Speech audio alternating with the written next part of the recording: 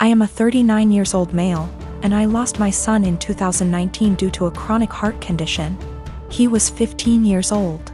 It was devastating and I just couldn't take it, especially when my family did little to nothing to support me during these difficult times. They didn't bring my son meals when he was at the hospital. They didn't let me go home and rest even for a few hours. They didn't take care of other things while I had a lot to deal with. I wasn't offered any help, just words. They'd just talk but do nothing. Despite the struggle, I've created an account for my son's college fund and kept putting whatever I could get at the time, and my son would talk about that a lot. He was depressed but always believed that he was going to get better and continue his education and attend college.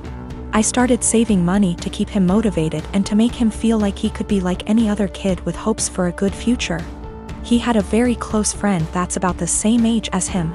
They were friends for 5 years, and I can't express how his presence in my son's life helped him through the worst days. Sometimes his friend would spend the night with us and try to get my son to do activities and lighten up his mood all the time. To be frank, his friend was closer to him than his own family. He never stopped visiting and asking how I'm doing after my son's death. He'd show me handmade projects he made for my son and as a way to remember him, and we'd sometimes just sit and talk together or cry together. Last week, while I was with my family, my sister asked me what I was going to do with my son's college money. I didn't want to mention this, but since she asked, I told her that I will be giving the money to my son's friend. She barely even recognized his friend and was confused and said that my nephew deserves this money since he's family.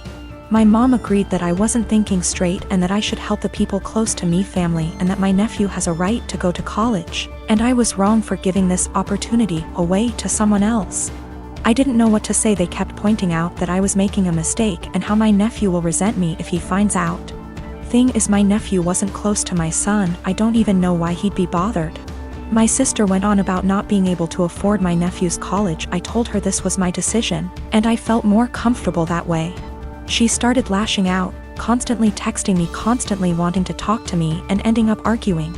When I snapped, she had my mom calling me, basically guilt-tripping me and telling me I'm wrong and that I needed to think about this. It's just too much pressure and I'm feeling lost and unable to figure out how to deal with this. I have been with my partner for 7 years. We initially met online, and after meeting in person a few times and realizing our affection for one another, we found it promising to move in together. I moved from California to Pennsylvania to be with him throughout graduate school. All was seemingly well during this time. I have never really had any reason to not trust him. I encouraged him to, very much so, to try his best to make friends, or to explore hobbies on his own outside of the various ones we share, because I have my own passions. And I found we connected most when we met in the middle through conversations about these passions, through the act of explaining or showcasing what we've taken in or learned. Throughout these 7 years, he has struggled with very low self-esteem. And though I don't necessarily think of myself as the pillar of self-love, the depth of mine doesn't reach the low perception of his self-value. Because of this, he has seen and stopped seeing both a counselor and a therapist, and has been on medication to help for the last 6 months. Things were seemingly well between us, and continued to be pretty fluid. We continued to share things, and take long walks, and were pretty open-ended about where we stood in the relationship. If one was feeling a bit of an ebb, the other would pick up more of a share, and vice versa.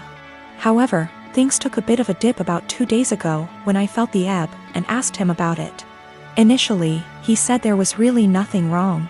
And perhaps I was just feeling this way because with our schedules we haven't been able to see one another for long periods of time like we are used to, which is true. But the feeling continued to irk me, and when I asked about it a second time, he confessed to me he had begun talking to another girl from another country via Instagram direct messages. And though things between she and him never crossed the boundaries of platonic friendship, he really loved the initial rush of someone asking him questions about his favorite movie, his favorite album, his favorite book. All things he and I already know very well about one another. I asked if he'd sent any selfies, or anything risque, and he said no, though I can't confirm, because he deleted the messages. A good deal of me believes him, because of how open he was about the initial conversations to begin with. We slept apart, and I just felt really confused the entire night. because I couldn't really resonate with wanting that sort of attention from someone else. If anything, his yearning for that type of attention sort of hurt. It felt like I wasn't doing enough or giving enough. The next morning, though I don't have an Instagram and am not on the app, I went to check his using the desktop version and found that posts where he once called me the love of his life, or a specific post with a gift I gave him that once said, "Greatest gift from the greatest girl," were still on his profile, but the words girlfriend or love of my life were completed erased. With this realization, my confusion and hurt turned to very real heartache. I called him and asked if he had deleted these words from the specific posts, and with shame, he said yes, he did. When I asked why, he said it was because he just didn't want the attention from the girl asking him about himself to be disrupted if she found out he was in a long-term relationship. I guess this is where I asked the obvious and questioned why someone who is just asking about your favorite books, movies, etc. would be driven away by the fact that you have a girlfriend. And he said he didn't know why he did it, and that it was a massive mistake.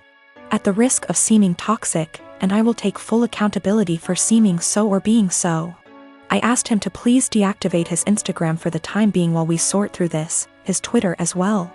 He did, and though I was feeling a bit of relief about that, I couldn't help but feel a bit saddened that he didn't choose to do that on his own for the benefit of our relationship. He had to wait for me to ask. Which again, just made me feel like such a toxic and controlling partner. Two things I always strive to be so far from.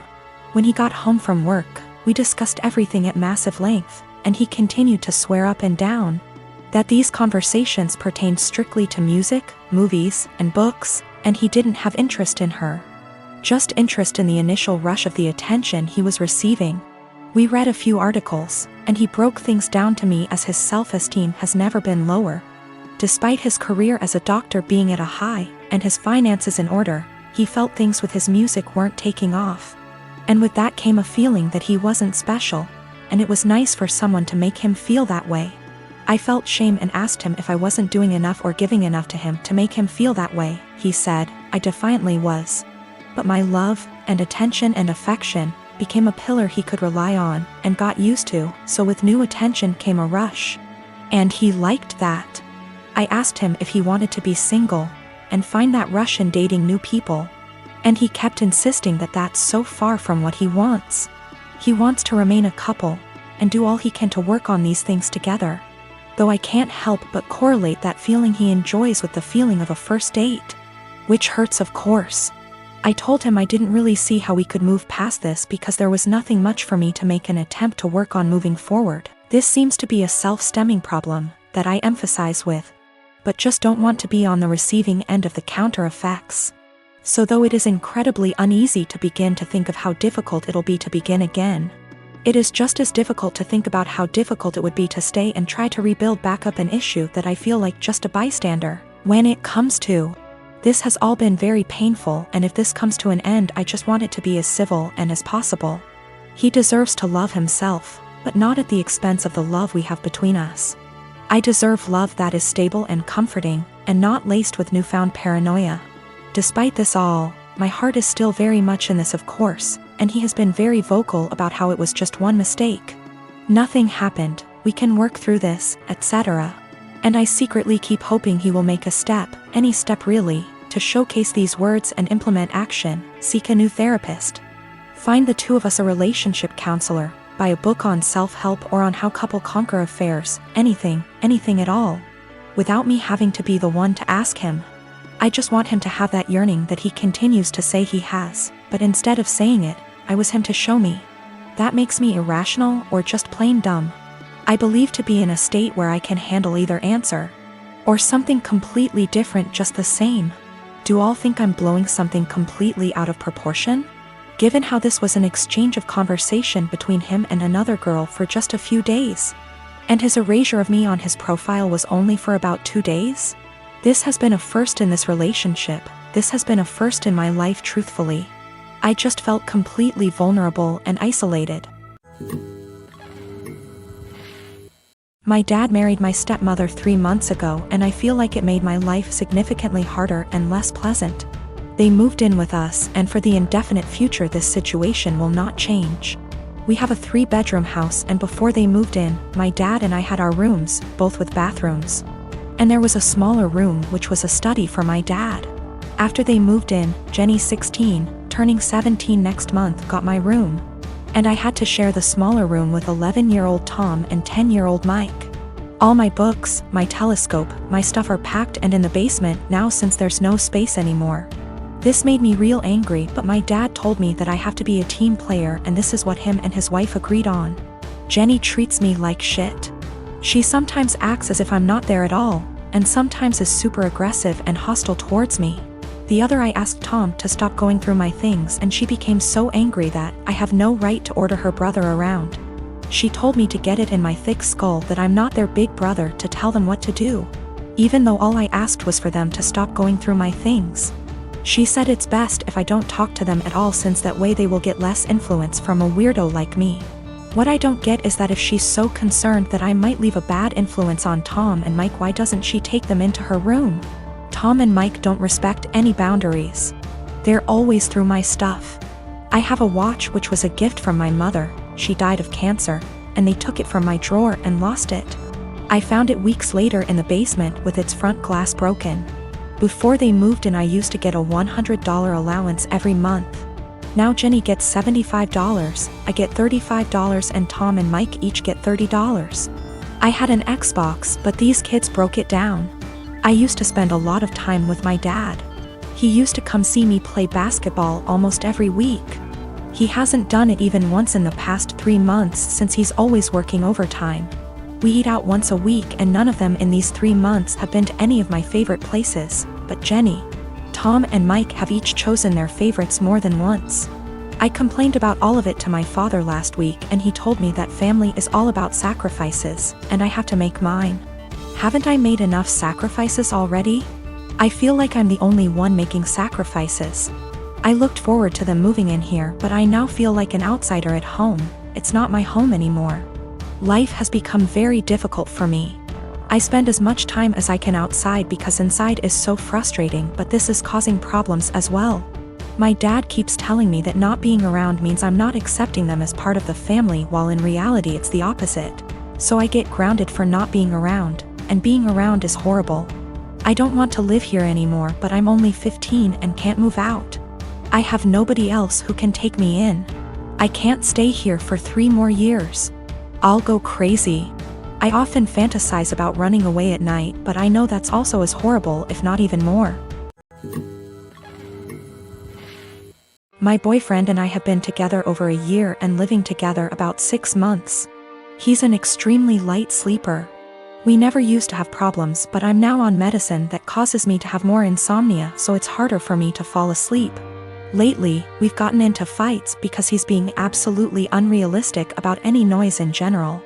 I can't clear my throat quietly, sneeze, or even yawn without him grumbling, groaning, or yelling at me at how loud I'm being. When I say yawn, I don't mean some exaggerated TV yawn, but literally the sound of me silently taking in and expelling air from my mouth 3-4x over the course of 2 hours sets him off.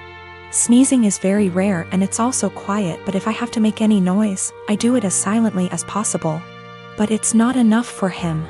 When I was extremely sick with the cold, he made me sleep on the couch because I was having a tough time sleeping without being able to actually blow my nose to breathe. But when he caught it a week later, I gladly let him sleep in the bed and helped take care of him when he woke up in the night because he wasn't feeling well.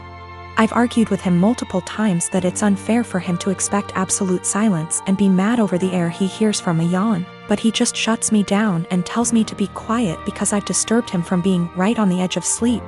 I understand that when you're half asleep you're particularly grumpy, we've all been there. But it winds me all the way up that I already constantly have to cater to the way he needs tons of space. Meaning I have to sleep pencil straight all night or on the side not facing him if I want to move my legs at all. And then this sound thing. I've had previous BFs who were heavy sleepers that snored, made lots of noise, and honestly that bothered me less than constantly having to be alert to his needs. He says that earplugs don't work and he only likes to hear the fan, so white noise is out of the question. I don't want to go downstairs because then I'll just stay up, and I don't want to keep taking melatonin every night, but I'm this close to not renewing our lease together next year if things don't change. It also makes me feel like if we got married and had kids, he'd just expect me to be up all the time dealing with the baby, so he can sleep, or complaining about his sleep, or if one of us was to have a chronic sickness that we'd have to sleep in different bedrooms, because of how selfish he is.